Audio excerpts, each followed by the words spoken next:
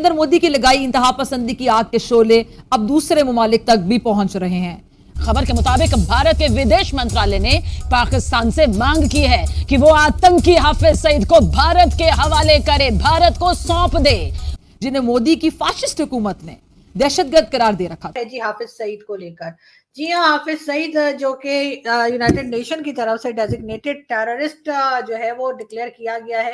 पाकिस्तान में रहता है, पाकिस्तान के लोग मगर जी उसको बड़ा कोई देवता मानते हैं, बड़ा ये मानते हैं कि जी वो तो बड़ा ही कोई नेक आदमी है जो कि मदरसे चला रहा है, जो कि बड़ा अच्छा काम कर रहा है, जिहाद की बातें कर रहा है और जो कह रहा है गज़वा हिंद करना है।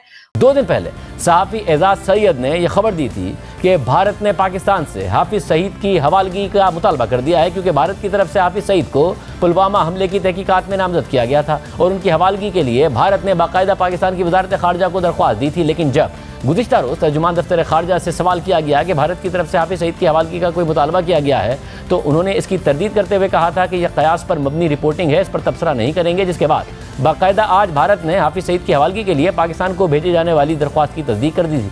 जिसके बाद आज ही पाकिस्तान के दफ्तर खारजा ने भी इसकी तस्दीक करते हुए कहा है कि पाकिस्तान ने भारत की हाफिज सईद की हवालगी की दरख्वास्त वसूल की है। भारत ने यह दरख्वास्त नाम नेहाद मनी लॉन्ड्रिंग केस में दी है। पाकिस्तान और भारत के दरमियान 2 तरफा हवालगी का कोई मुआहिदा नहीं और फिर पाकिस्तान ने तकनीकी बुनियादों पर हाफिज सईद की हवालगी से इनकार कर दिया। जय हिंद दोस्तों, हाफिज सईद भारत का वो मोस्ट वांटेड टेररिस्ट जो काफ़ी दिनों से और बहुत से केसों में भारत सरकार को चाहिए, परंतु पाकिस्तान को रिमाइंडर भेजने के बावजूद, उसको रोजियर देने के बावजूद भारत बार बार रिक्वेस्ट कर रहा है, पाकिस्तान उसको भारत के हैंड ओवर नहीं कर रहा। और पाकिस्तान का ये कहना है कि वो तो हमारा नागरिक है, हम उसको आपके हैंड ओवर नहीं कर सकते क्योंकि आपके साथ हमारी कोई भी ऐसी संधि नहीं है कि हम एक दूसरे को प्रति कोई आतंकवादियों को प्रत्यारोपण कर सकें।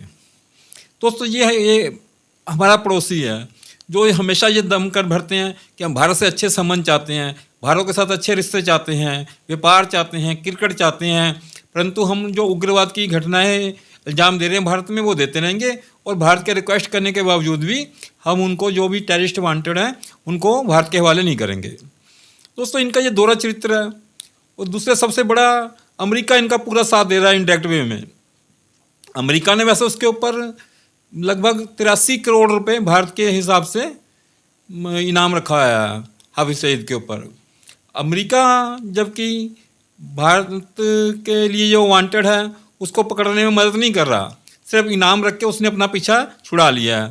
जबकि जो अमेरिका को वांटेड थे, सद्दाम हुसैन हुआ या और जो टेररिस्ट हुए, उनको पाकिस्तान के अंदर घुस के वो मार देता है तो और जो लेकिन भारत के लिए चाहिए तो उस टाइम अपना अलग रूप दिखाता है। सिर्फ वो एक दिखावा कर रहा है कि हम आपके साथ हैं, परंतु कोई भी वो हमारी हेल्प नहीं करना चाहता इस मामले में।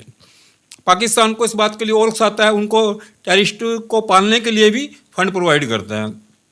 पाकिस्तान इसके लिए बहुत बड़ी सज़ा भुगतेगा इन फ्यूचर में, क्योंकि भारत अगर कुछ कह रहा है तो उसका कोई मतलब है।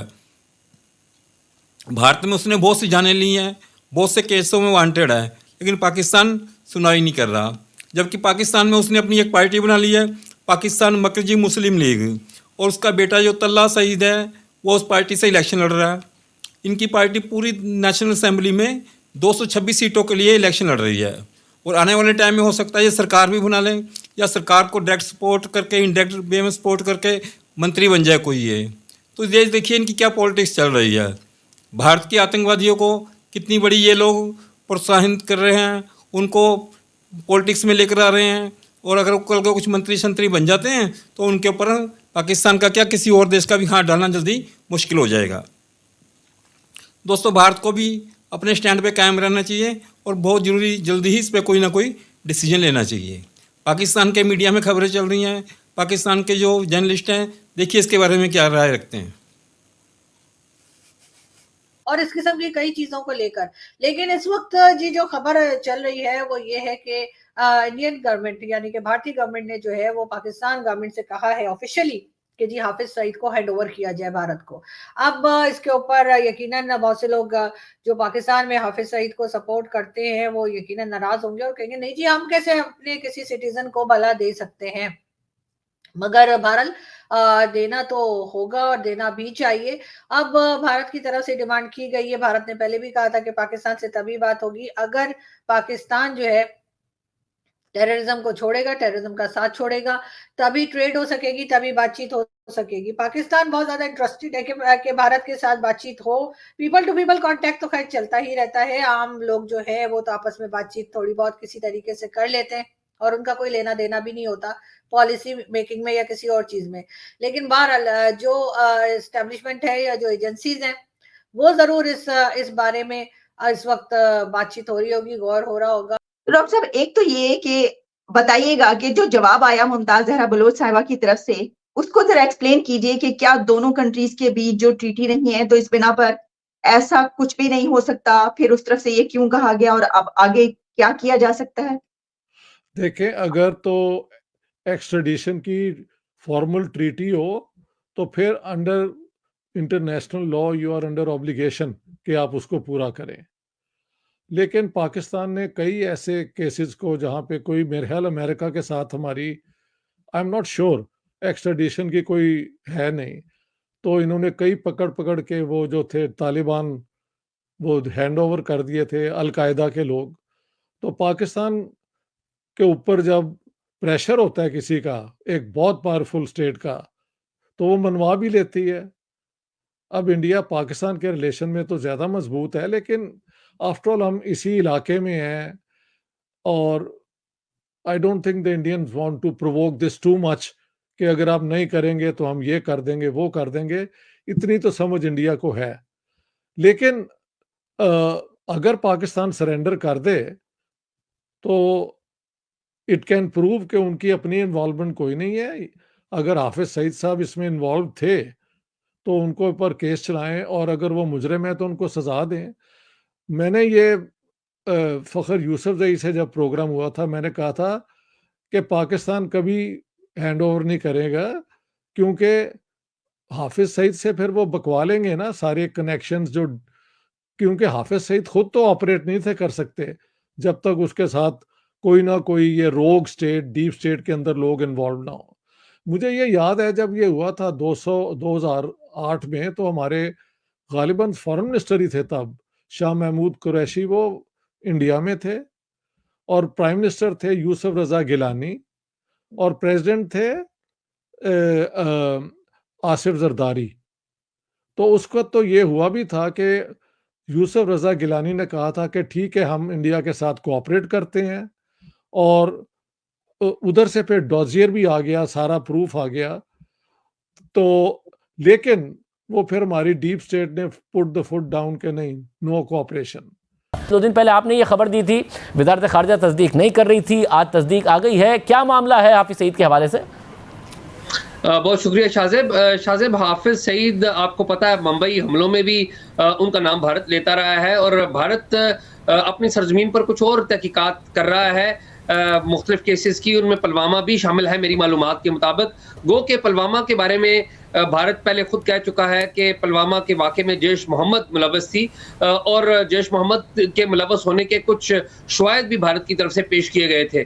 लेकिन जो मनी रिलेटेड जो उमूर हैं, यानी कि जो फाइनेंसेस हुए थे कुछ वाक़यात के, उनके हवाले से भारत समझता है कि हाफिज सईद भी इस मामले में मुलव्वस हैं और इसीलिए भारत की तरफ से ये दरख्वास्त की गई आज से कुछ दिनों पहले। लेकिन ये मामला खामोश ही रहा, भारत की तरफ से ये खबर भी जारी नहीं की गई। अब आज भारत ने इस बात की सुबह तस्दीक की है, जिसके फॉलो अप में वजारत खारजा ने भी इस बात की तस्दीक कर दी है। लेकिन अहम बात यह है कि दोनों ममालिक के दरमियान खामोशी से ये मामला चल रहे हैं, पब्लिक में नहीं लाया जा रहा। पब्लिक में उसी वक्त ये मामला आया है या भारत की वजारत खारजा और पाकिस्तान की वजारत खारजा लाई है जब ये मीडिया की तरफ से पब्लिक में आया है। ऐसी भी है ना जो इंटरनेशनल लेवल पे बैन है हाफिज सईद के खास तौर पे, और ये वीडियो रिकॉर्ड, मतलब ये है कि मकसद यही है कि मजहबी पार्टी और दूसरी पार्टियों के हवाले से जिक्र कर रहे हैं। आपको पता है हाफिज सईद की पार्टी इंटरनेशनल लेवल पे बैन थी, अब उसके बाद नई पार्टी बनाई गई। इवन अभी तो खबर ये आई है, इंडिया से ये खबर है, वो कहते हैं कि भाई हाफिज सईद को हमारे हवाले करो, क्योंकि वो बहुत से वहाँ पे जो उनसे ऐसे इल्ज़ामात हैं उसके ऊपर, जिसके ऊपर वो मतलूब है, वांटेड है। देखें, हक राय का हक होना चाहिए हर किसी को, ठीक है ना। यानी अगर हाफिज सईद का उसकी क्या वजह है कि क्यों उसको बैन किया गया? सबसे पहले तो आप ये देखें ना, यूनाइटेड नेशन ने बैन किया इंटरनेशनल लेवल पे। जी मैं यही कह रहा हूँ कि ये बाहर की जितनी भी हुकूमतें हैं उनका कोई ना कोई प्रेशर होता है पाकिस्तान के ऊपर, जिसको देख के उन्हें चलना पड़ता है।